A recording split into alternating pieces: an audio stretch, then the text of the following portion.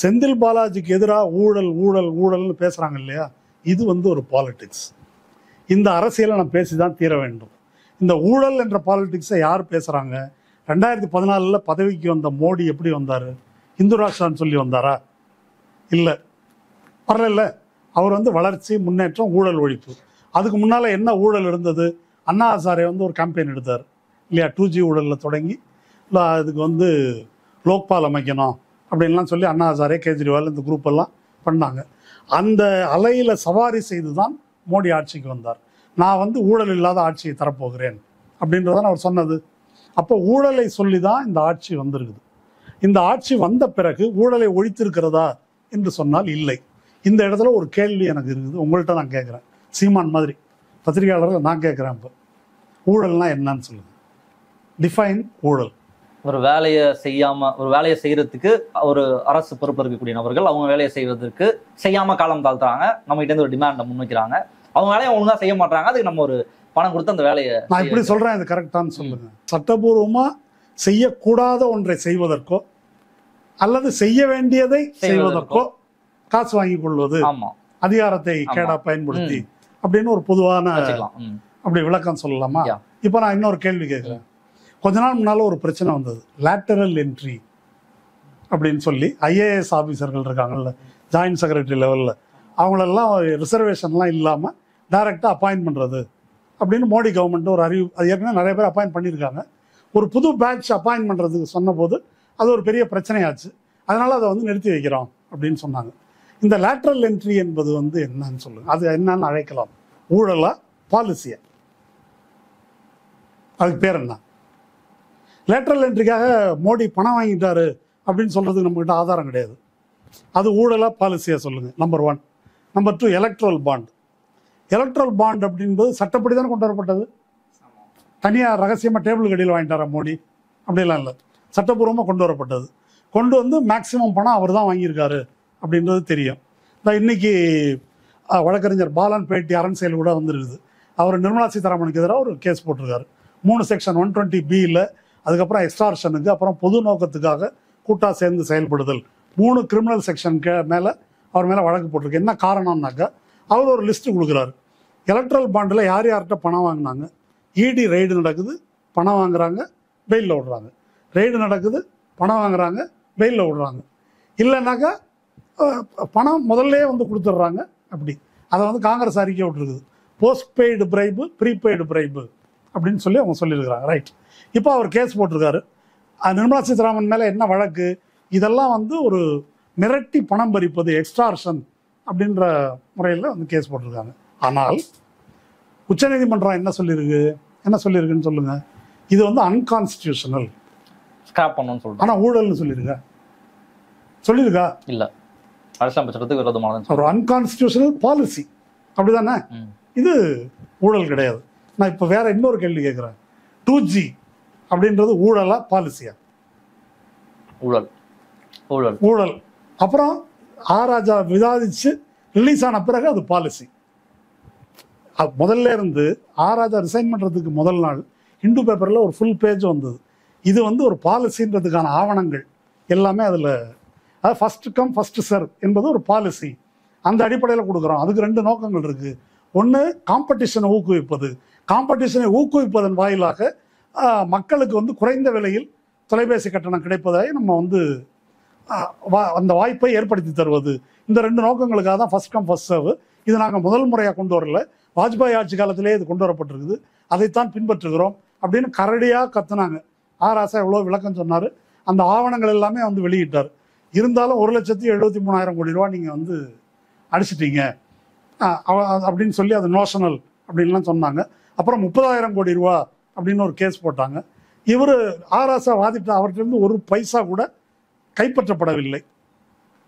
ஆனால் அது வந்து நிலைநாட்டப்பட்டு விட்டது. எது?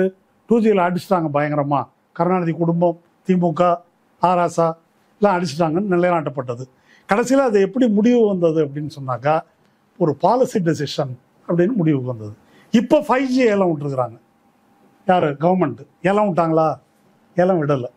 ஏன் ஏலம் விடலை அப்படின்னு ராசா கேட்குறாரு, பதில் சொல்லலை. இப்போ அன்னைக்கு பாலிசி டெசிஷன் என்று ராசா சொன்ன போது அது வந்து ஊழலாக சித்தரிக்கப்பட்டது இல்லையா? இது வந்து இப்போ இதை வந்து இப்படி தலைகீழாக சொல்கிறாங்க. அப்போ என்ன கேள்வி எனக்கு அப்படின்னா, ஒரு பாயிண்ட் தான், யார் செஞ்சா பாலிசி, யார் செஞ்சா ஊழல்?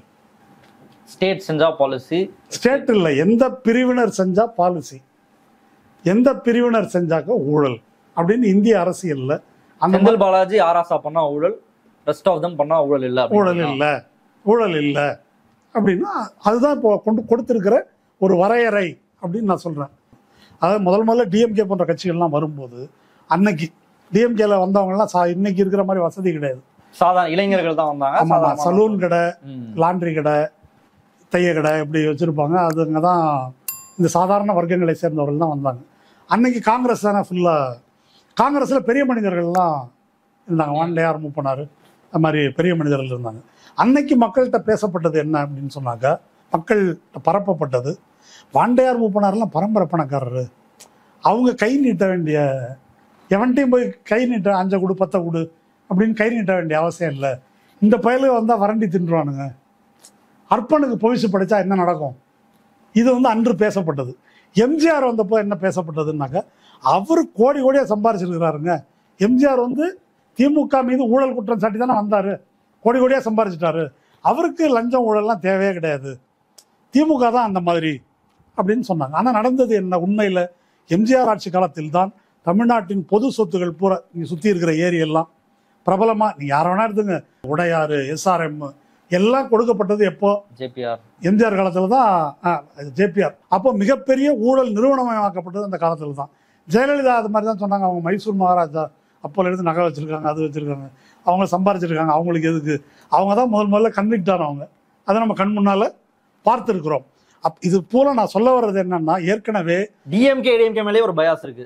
ஊழலை பார்க்குற பார்வையில் திமுகவுக்கும் அதிமுகவுக்குமே ஒரு பயாஸ். இவங்க விஞ்ஞானபூர்வமா ஊழல் செய்வாங்க, திமுக தெரியாம செஞ்சு மாட்டிக்குவான் அதிமுககாரன், இந்த மாதிரி விளக்கங்கள் வந்து சொல்லப்படுது.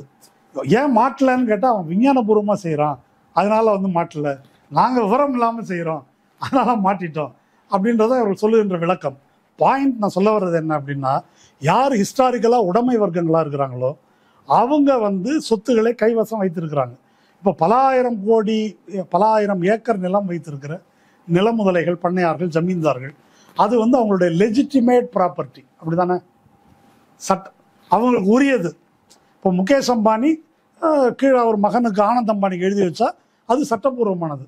ஆனால் ஸ்டாலின் மகன் உதயநிதி முதல்வரானால், துணை முதல்வரானால் அது வாரிசு அரசியல், அப்படி தானே. அந்த வாரிசு ஒன்றும் தப்பு கிடையாது, ஏன்னா அவர் உழைச்சி சம்பாரிச்சிருக்காரு, அப்படி தானே. அதானி வந்து உழைச்சி சம்பாரிச்சிருக்காரு. அப்போ இந்த சொத்துக்கெல்லாம் ஒரு லெஜிட்டிமசி இருக்குது. அப்படி அந்த லெஜிட்டிமசியை தான் நம்ம கேள்விக்குள்ளாக்கணும். அதை கேள்விக்குள்ளாக்க கூடாது என்பதற்காகத்தான் இதை அவர்கள் முன்னுக்கு தள்ளுகிறார்கள். இவர் வாங்கிட்டார் பாருங்க, அவர் வாங்கிட்டார் பாருங்க. இதை நான் சொல்லும்போது, அப்போ இவர் வாங்குறதை நீங்கள் ஆதரிக்கிறீங்களான்னு என்ன கேட்குறாங்க. நான் என்ன கேட்குறேன்னா, அவன் வச்சிருக்கிறத நீ ஆதரிக்கிறியான்னு கேட்குறேன். எது பெருசு, அதை ஆதரிக்கிறார்கள், அந்த மொழியில் பேசுகிறார்கள் அப்படின்றத நான் சொல்ல வருது. அது வந்து மோடி பேசும் மொழி. மோடி ஊழலை ஒழிப்பேன்னு பேசுறதுக்கு அருகதை கிடையாது. இந்த மொத்த நாட்டையும் கபலீகரம் செய்யக்கூடிய சக்திகள், அதனுடைய பிரதிநிதி தான் வந்து மோடி.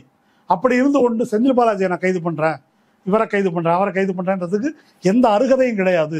அதனால் ஊழல் என்பதை இந்த மாதிரி ஒரு தட்டையான பார்வையில் பார்ப்பது, தட்டையான பார்வைன்னு சொல்கிறத விட பார்ப்பன பனியா சக்திகள், முதலாளிகள், பணக்காரர்கள் எப்படி பார்க்குறாங்களோ அந்த மாதிரி, ஆதிக்க சாதிகள் ஏழை மக்களை பார்த்து எப்படி பார்க்குறாங்களோ அந்த பார்வையில் ஊழலை பார்க்கக்கூடாது.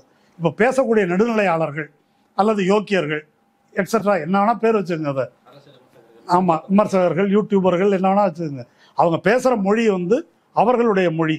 அவங்க பேசுகிற எதுக்கும் ஃபேக்சுவலான விவரங்களோடு வர்றதில்லை. நான் இப்போ சொல்கிறேன், செந்தில் பாலாஜிக்கு இவ்வளோ பேச்சு பேசுகிறாங்க. லாட்ரி மார்ட்டின் இருக்கார், லாட்ரி மார்ட்டின் மேலே ஒரு கேஸ் இருக்குது. ஒரு கேஸில் 32 கேஸ் இருக்குது. பிஎம்எல்ஏவா? பிஎம் இல்லை, அவர் மேலே உள்ளது. ஆமாம், என்னன்னா சிக்கிம் லாட்ரியில் மட்டும் ஏறத்தாழ ஒரு 4500 கோடி ரூபா அடிச்சிட்டாரு அப்படின்னு ஊழல். 10 வருஷமா அந்த கேஸ் இருக்குது. சரியா 10 ஆண்டுகளா அந்த கேஸு சிபிஐட்ட கொடுத்தாச்சு. சிபிஐட்ட முதலே கொடுத்தாச்சு. 10 வருஷமா இருக்குது அந்த கேஸ். 2014 ஜி ஆட்சிக்கு வர்றாரு. ஜி ஆட்சிக்கு வந்து பதவி ஏற்கும்போது லாட்ரி மார்ட்டினுடைய மனைவி லீமா ரோஸ் மோடியோட கோயம்புத்தூர்ல தேர்தல் பிரச்சார மேடையில் அவங்க நிற்கிறாங்க, ஐஜேகே கூட்டணி. அப்படி நிற்கும் போது சிபிஐ கேஸ் இருக்குது, 4500 கோடி ரூபாய்க்கு சிபிஐ கேஸ் இருக்குது. ரைட், ஒன்று.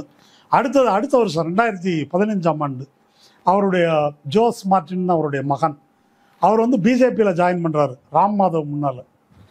அவர் ஜாயின் பண்ணும்போது பேரலாக கிட்டத்தட்ட 1-2 மாதம் முன்ன பின்ன பெங்காலில் சிலிகுரியில் சாக்கு மூட்டையில் பணம் எடுக்கிறாங்க. மூட்டை மூட்டையாக 100 ரூபா நோட்டு ஐடி டிபார்ட்மெண்ட் கைப்பற்றிட்டு அன்னைக்கு இந்துஸ்தான் டைம்ஸில் போய் பார்த்துக்கலாம். 2015 அந்த பணமெல்லாம் துபாய்க்கு போகுது, தாவூத் இப்ராஹிமோட தொடர்பு இருக்குது. எங்கேருந்து பிடிச்சாங்க தெரியுமா? மார்டின் கம்பெனியில். அப்படி பிடிக்கும்போது இங்கே ஆர்எஸ்எஸ் தலைவர் ராம் மாதவ் அப்படி தோளில் கை போட்டு ஜோஸ் மார்டினோட ஜூனியர் விடலில் படம் வந்துருக்குது, எடுத்து பார்த்துக்கலாம். இது 2015. இப்போது கேஸு இப்போ நடக்கலை. இப்போ அவருடைய மருமகன் இதில் சேர்ந்துருக்காரு. அன்னைக்கு என்னங்க இப்படி நடக்குது அப்படின்னு தமிழிசை சவுந்தரராஜன் தான் அன்றைக்கி கட்சி தலைவர். அவர்கிட்ட அது அப்பாவுக்கும் மகனுக்கும் என்னங்க சம்பந்தம்? அப்பா அப்படி இருக்கிறாருன்னா மகன் கட்சியில் தொண்டாற்ற விரும்புகிறாரு அப்படின்றாரு. இப்போது ஆதவ் அர்ஜுன் வந்து தினத்தந்தி பேட்டியில் அவர் சொல்கிறார், நான் ஒரு 3000 கோடி பிஸ்னஸை வந்து நிர்வாகத்தை விட்டுட்டு நான் பொது தொண்டுக்கு வந்திருக்கிறேன். 3000 கோடி பிஸ்னஸ் என்ன உழைச்சி சம்பாதிச்சதா? எப்படி வந்தது அது? அப்போது இதெல்லாம் இருக்கட்டும், இந்த 10 வருஷமாக ஏன் இந்த கேஸ் நடத்தலை? சிபிஐயை யார் தடுத்தார்கள்ன்றது என்னுடைய கேள்வி. அது இதோட முடியலை கதை. செந்தில் பாலாஜி 470 நாள் உள்ளே இருந்தார். அவர் மணிஷ் சிசோடியா அவர் அதுக்கு மேலே 1 வருஷம் 5 மாதம் உள்ளே இருந்தார். 1.5 கோடிக்கு 470 நாள்னா 4500 கோடிக்கு எத்தனை நாள்னு கொஞ்சம் சொல்லுங்கள் எனக்கு, கால்குலேட்டர் எடுத்து போட்டு பார்த்து. ஒரு நாள் கூட ஒரு மார்டின் வந்து உள்ளே போகலை, கைது பண்ணலை. என்ன சொல்லலாம் அதுக்கு? இதுக்கு அந்த ஊழல் ஒழிப்பு போராளிகள் இருக்காங்கல்ல, அவங்கள பதில் சொல்லுங்கள் இதுக்கு. இதை இவ்வளோ கஷ்டப்பட்டு புரிந்து கொள்ள வேண்டியதில்லை. ஹேமந்த் சோரன் எதுக்காக உள்ளே போனார்? ஹேமந்த் சோரன் எதுக்காக பெயில் வாங்கியிருக்காரு? பெயிலில் ஹேமந்த் சோரன் நிரபராதி என்று நம்புவதற்கு எல்லா முகாந்தரங்களும் இருக்கிறது அப்படின்னு சொல்லி அவருக்கு பெயில் கொடுத்துருக்கு ஜார்க்கண்ட் ஹைகோர்ட். கேஜ்ரிவால் 1.5 வருஷம் அவர் மேலே இசிஐஆர் என்ற எஃப்ஐஆர் போட்டு வச்சு கைதே பண்ணலை. தேர்தலுக்கு முன்னால் அவர் பிடிச்சி உள்ளே வைக்கிறாங்க. மணிஷ் சிசோடியா எந்த ஆதாரமும் இல்லை, 1 வருஷம் 5 மாதம் உள்ளே இருந்திருக்காரு. உள்ளே என்ன வச்சு பாரதிய ஜனதாவில் சேரு அப்படின்னு மிரட்டினாங்க அப்படின்னு அவர் சொல்லியிருக்காரு. செந்தில் பாலாஜியும் சொல்லியிருக்காரு, என்ன மிரட்டினாங்கன்னு சொல்லியிருக்காரு. இது அவ்வளோ வேண்டாம். நம்ம செந்தில் பாலாஜியை பற்றி அவர் கைதாகிறதுக்கு முன்னால் பிரபல யூடியூபர் ஒருத்தர் உருவாக்கி விட்டார், ஏக்நாத் ஷிண்டே. பேசிட்டு இருந்தார்ல, வந்துட்டார், செந்தில் பாலாஜி தான் ஏக்நாத் ஷிண்டே, இந்த கைதாக போகிறார், அதை கைதாக போகிறார் அப்படின்னு சொன்னாங்க. ரைட்டு. ஏக்நாத் ஷிண்டே கதை என்ன? ஏக்நாத் ஷிண்டே, அஜித் பவார், அங்கே ஹேமந்தா பிஸ்வா, இவங்க எல்லார் மேலேயும், முகுல் ராய் எல்லார் மேலேயும் ஏகப்பட்ட இடி கேஸ் இருந்தது. அதை வைத்து மிரட்டி அவர் மொத்த சிவசேனா கட்சியை கழட்டி கொண்டு போயிட்டார். அதே கட்சியில் சஞ்சய் ராவத்னு ஒருத்தர் இருந்தார், அவர் மேலேயும் ஒரு இடி கேஸ் போட்டு 3 மாதம் உள்ளே வச்சாங்க. அவர் வந்து அசையலை. அதுக்கப்புறம் அவர் பெயிலில் வெளியே வந்தார். பெயிலில் வெளியே வந்தபோது எந்த ஆதாரமும் இல்லாமல் இவர் கைது செய்யப்பட்டிருக்கிறார் அப்படின்னு அந்த பெயில் ஆர்டரில் மகாராஷ்டிரா கோர்ட் வந்து கொடுத்துருக்குது. இப்போ நான் என்ன கேட்குறேன் அப்படின்னு சொன்னால், சஞ்சய் ராவத்தும் ஏக்நாத் ஷிண்டேயும் ஒன்றா? 2 பேரும் ஈக்குவலாக அரசியல்வாதிகளா? இப்போ அவர் மேலே கேஸ் இருக்குது அப்படின்னா ஊழல் வழக்கு நடத்தலாம்ல நீங்கள்? அதை விட்டுட்டு உள்ளே கொண்டு போய் வச்சு நீ வந்து உத்தவ் தாக்கரேயோடு இருக்கக்கூடாது, வெளியேவா கட்சியோட, இதுதான் டீல். இப்போ செந்தில் பாலாஜி உள்ளே கொண்டு போகப்பட்டது கொங்கு மண்டலத்தில் அவருக்கு இருக்கிற செல்வாக்கு, எலக்ட்ரலாக அவர் அங்கே இருந்தார்னாக்கா ஆபத்து, அதில் அண்ணாமலைக்குள்ள பிரச்சனைகள், இதெல்லாம் சேர்ந்து இந்த நபரை தட்டி நம்ம பக்கம் தூக்கிடணும். தூக்கிட்டாக்க அல்லது டம்மி ஆக்கிடணும், ஆஃப் பண்ணிடணும். அது வந்து பிஜேபிக்கு ஆதரவாக இருக்கும், பயனுள்ளதாக இருக்கும், தமிழ்நாட்டை பெனட்ரேட் பண்ணுவதற்கு என்பது. பொதுவாக ஊழல் ஒழிப்பு என்று பேசுவதில் எந்த விதமான பொருளும் இல்லை, எந்த விதமான பொருளும் இல்லை. இந்த ஊழல் எந்த நோக்கத்துக்காக செய்யப்படுகிறது அப்படி சொல்வதன் பொருள் இந்த நோக்கம் சரி என்பதல்ல. ஒரு பாயிண்ட் வந்து நம்ம புரிஞ்சுக்கணுங்க. இந்த பொது தத்துவம் நீங்கள் முதல்ல சொன்னீங்களே, பாசிசத்தை எதிர்க்கணும்னா நீங்கள் யோக்கியமாக இருக்கணும். இல்லை, இவரெல்லாம் வச்சுட்டு நீங்கள் எப்படி பாசத்தை எதுக்கு? நல்ல கேள்வி. பாலாஜி மாதிரியான நபர்களை இல்லை திமுக மாதிரியான கட்சியை வைத்துட்டு பாசத்தை எப்படி? இந்த கேள்விக்கு நான் எந்த உள்நோக்கமும் கற்பிக்கல. ரியலிஸ்டிக்காக பேசுவோம், நம்ம ரியலிஸ்டிக்காக பேசுவோம். அந்த பக்கம் மோடி பாசிசன்றதை ஒத்துக்கிறாங்கல்ல, அதை ஒத்துக்கிறாங்க. இப்போ இந்தியா கூட்டணி எடுத்துக்கோமே, இந்தியா கூட்டணி அல்லது பாசிச எதிர்ப்பாளர்கள், அது வந்து ஒரு பெரிய ஸ்பெக்ட்ரம்னு வச்சுங்க, இவ்வளோ பெருசு. அதனுடைய லெஃப்ட் எண்டில் பீமா குரேகான் கைதிகள் இருக்காங்க. லெஃப்ட் எண்டுனாக்கா கொள்கை பூர்வமாக இருக்கிறவங்க, அப்படி எதிர்த்ததுனால இன்டெலெக்சுவல் செக்டார்னு வச்சுக்கலாம். இன்டெலெக்சுவல்ஸ், இடதுசாரிகள், அல்லது மோடி மொழியில சொன்னாங்க அர்பன் நக்சல். அவங்க வந்து அதுக்காக யுஏபிஏ கேஸ்ல உள்ள இருக்கிறாங்க. அதுக்கு அந்தாண்ட வேற யாரு? பத்திரிகையாளர்கள், சித்திகப்பன் போன்ற ஆட்கள், அல்லது ஜேஎன்யூ மாணவர்கள், உமர் காலித் உள்ளிட்ட மாணவர்கள், சிஏஏவை எதிர்த்து போராடியவர்கள் அப்படியே வராங்க. அதுக்கப்புறம் யார் வராங்க?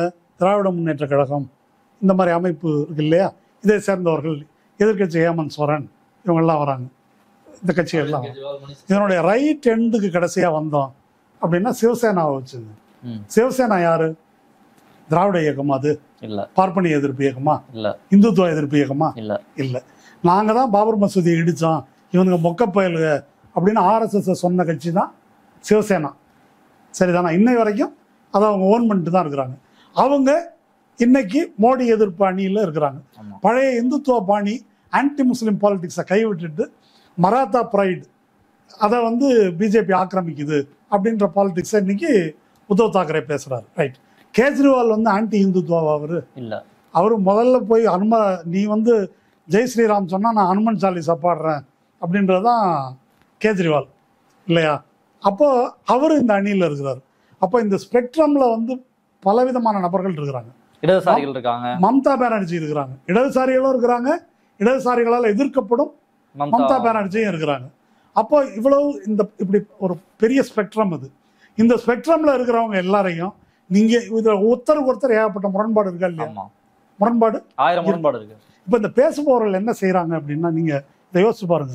இப்ப இடதுசாரிகள், லெப்டிஸ்ட் இன்டெலெக்சுவல் இருக்காங்கல்ல, அவங்க கேஜ்ரிவால் நீ என்ன ஆன்டி இந்துத்துவாவா, நீ பெரிய யோகியனா?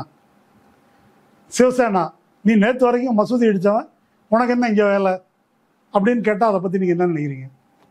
அது ஓகேயா? ஊழல் இருக்கட்டும், வருவோம். இந்துத்துவாவோடு முந்த நாள் நீ மம்தாவெல்லாம் பிஜேபி கூட்டணியில் இல்லையா? இப்போ இங்கே கேட்குறாங்கல்ல, சீமான் கேட்குறாருல்ல, நீங்கள் திமுக பிஜேபி கூட்டணி ஆதரிக்கவில்லையா? பிஜேபி என்டிஏவில் இல்லையா? இன்னைக்கு என்ன பேசுறீங்கன்றாருல்ல. இந்த மாதிரி இப்படி கேட்கறது இருக்கு இல்லையா? இது மக்களிடம் எடுபடுகிறது.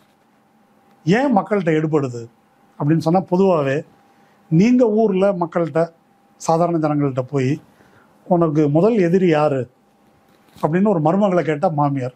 கிராமத்தில் போய் கேட்டிங்கன்னா இந்த வேலியை வந்து ஒரு தள்ளிட்டாங்க, அவன் தான் முக்கியமான எதிரி, அவனுக்கு மோடி, அதானி, அம்பானி அதெல்லாம் வேண்டியதில்லை. இந்த ஊரெல்லாம் திருட்டு போயிலுங்க சார், திருத்தே முடியாது இந்த தெருவை. அப்படி ஒரு மனநிலை மக்கள் அப்படி பழகிருக்கிறாங்க. அப்போ அக்கம் பக்கத்தில் இருக்கிறவனை சொல்வது இருக்கு இல்லையா? அதிமுக காரனுக்கு செந்தில் பாலாஜியை திமுக சொன்னால் நல்லா இருக்குது.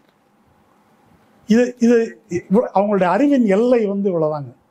இந்த எல்லைக்குள்ள அறிவு இருக்கிறதுனால அதுக்கு இவங்கெல்லாம் ப்ளே பண்ணுறாங்க. மோடி உள்ளிட்ட எல்லாரும் ப்ளே பண்ணுறாங்க. அதுக்கு மேலே அவர்கள் என்ன நடக்குது என்பதை பார்க்க விரும்பாதவர்களா, பார்க்க தெரியாதவர்களா இருக்கிறாங்க. அப்போது இப்படி இருக்குது. இவ்வளோ ஒரு மோசமான எதிரியை எதிர்ப்பதற்கு இவர்களை எல்லாம் அனைத்து ஒரு அணியை உருவாக்கி தான் இதை எதிர்க்கணும். இவங்க சொல்கிறபடி பார்த்தாக்கா, இப்போ நம்ம இயேசுநாதருடைய பைபிள் வாசகம் இருக்குல்ல, உங்களில் யார் பாவமே செய்யாதவனா அவன் கல்லெறியுங்கள், அதானே சொல்ல வராங்க. இப்போ யாராவது கல்லெறிய முடியுமான்னு நான் கேட்குறேன், சொல்லுங்களேன். யாராவது இந்த ஊழல் ஒழிப்பை நீங்கள் எக்ஸ்டெண்ட் பண்ணிட்டே போனாக்கா யாராவது ஒருத்தர் நீங்களோ நானும் தப்பிக்க முடியும்னு நினைக்கிறீங்க? கொடுக்கறதும் தப்பு, வாங்குறதும் தப்பு தானேங்க. அப்புறம் அளவில் என்ன சார் இருக்குது? 10,000 கோடி அம்பானியா இருக்கட்டும், 1 கோடி, ஊழல்னா ஊழல் தானே சார் அப்படின்னா நீங்களும் ஊழல் சார், நானும் ஊழல் சார், அப்படி தானே முடிக்க வேண்டியிருக்கும். அப்போ இந்த ஸ்பெக்ட்ரம் இது வந்து ஒரு பாசிச எதிர்ப்புக்கு இந்த அணியை கொண்டு செல்வது முக்கியம்.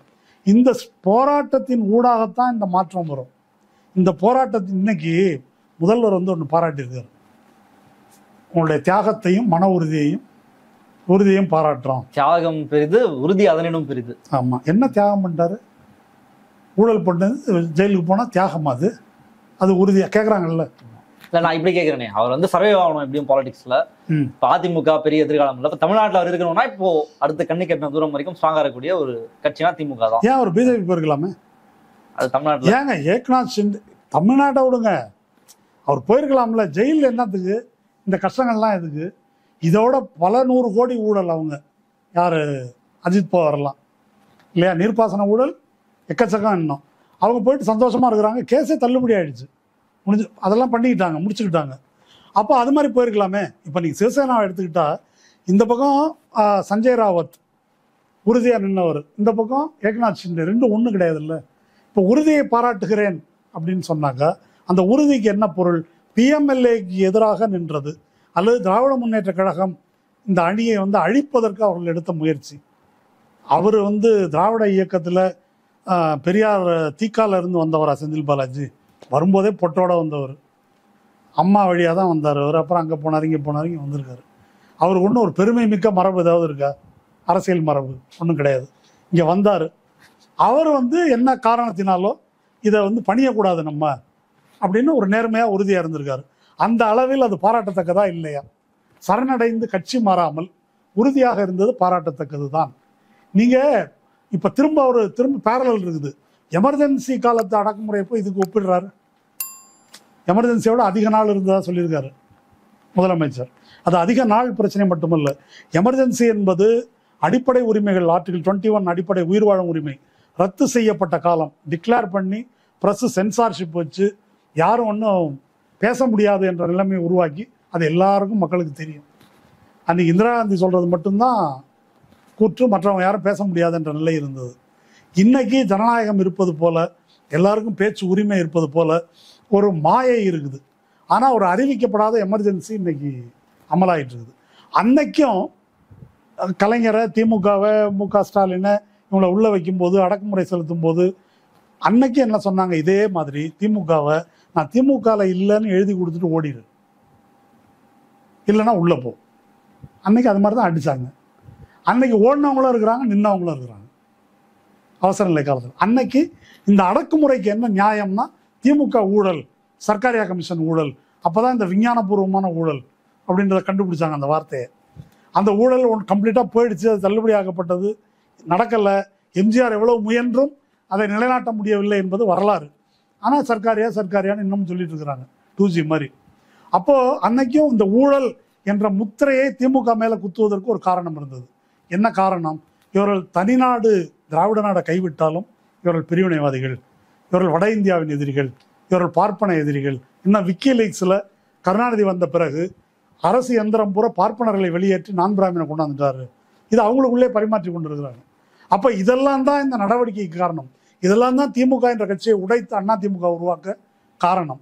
இந்த மாதிரி ஒரு பேக்ரவுண்ட் இருக்கும்போது அந்த பேக்ரவுண்டில் இதை வந்து அவங்க அமல்படுத்துகிறாங்க. அப்போ இந்த பின்புலத்தை புரிந்து கொள்ளாமல் பீமா கோரேகானில் சிறையில் இருக்கிறவங்க மாதிரி நீங்கள் ஏன் இல்லை, கம்யூனிஸ்ட் போராளி மாதிரி நீங்கள் ஏன் இல்லை? இப்போ நான் சொன்னேன் இல்லையா, இந்த left to right end of the spectrum. Right எண்டில் சிவசேனா இருக்குது, லெஃப்ட் எண்டில் அர்பன் நக்சல் இருக்கிறாங்க. அர்பன் நக்சலாக இருக்கிற நீங்கள் எதுக்கு சிவசேனாவை ஆதரிக்கிறீங்க? அதான கேள்வி. அந்த கேள்விக்கு ஒரே பதில் தான் இருக்குது. பாசிச எதிர்ப்பு என்ற நோக்கத்தில் யாரெல்லாம் ஒன்றாக இருக்கிறார்களோ அவங்க எல்லாரும் ஒரு அணியில் நிற்க வேண்டிய காலம். இதை விட முக்கியமான ஊழல் எதிர்ப்பு வேற எதுவும் இல்லை.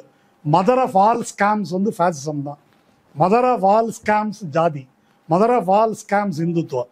அதை விட பெரிய ஸ்கேம் வந்து ஒன்று கிடையாது. அப்போ அதை எதிர்ப்பதற்கு அனைவரும் ஒன்று சேரணும் என்ற கோணத்திலிருந்து மட்டும்தான் இதை பார்க்க வேண்டும். அரண்சை நண்பர்களுக்கு வணக்கம். அரண்சை ஊடகம் சுயேட்சையாக இயங்குவதற்காகவே உருவாக்கப்பட்டது. நாம் செய்கிற வேலை உண்மையிலேயே மக்களுக்காக செய்கிறோம் என்பதை நீங்கள் நம்பினால், வாய்ப்பு இருந்தால் இந்த ரேசர் பே QR கோடுக்குள்ளே நீங்கள் வந்து அதை ஸ்கேன் பண்ணி எங்களுக்கு உங்களால் இயன்றதை, விருப்பம் இருந்தால் ஆதரவு தெரிவிக்கலாம்.